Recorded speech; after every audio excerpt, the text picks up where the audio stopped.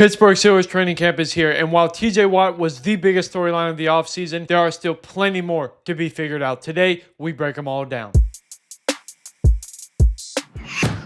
The number one storyline, the one that's going to captivate the entire nation at Pittsburgh Steelers training camp, is quarterback Aaron Rodgers. Can he still throw the football at an elite level? Is he still able to maneuver the pocket? What about his ability to cultivate a culture within the locker room? All of these questions are going to be under a microscope with the Pittsburgh Steelers and with Aaron Rodgers. It's going to be a talking point, not just in the local media, but throughout the national media. Aaron Rodgers, the Pittsburgh Steelers, one of the biggest topics of the NFL offseason. It's only going to get bigger at Steelers training camp. Number two, and more importantly to the Pittsburgh Steelers, are the guys protecting Aaron Rodgers. That's right. Our number two storyline to watch for is how well the Pittsburgh Steelers offensive line performs when the pads come on, specifically as it relates to Broderick Jones and Troy Fautanu. Broderick Jones, you're going into year 3. You have to show why the Pittsburgh Steelers traded up in the first round, why they put all this stock into you and believe in you as a cornerstone at left tackle. Troy Fautanu, you got to come back off an injury-riddled rookie campaign and prove that you can be a stabilizing force. Because as much as the Pittsburgh Steelers believe in Aaron Rodgers, as optimistic as I am about Aaron Rodgers, this is not the player